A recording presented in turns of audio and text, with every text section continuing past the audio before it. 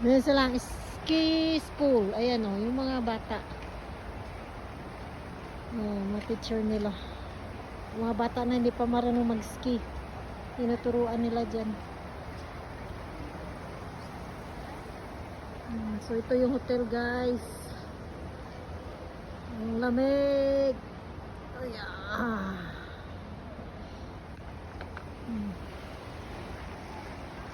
Dito ako sa labas, ang lamig. May sky table din.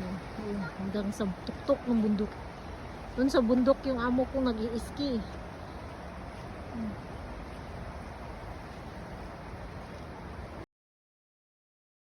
Sila manok nila goat, manok, may mga ano pa rin sapat nila.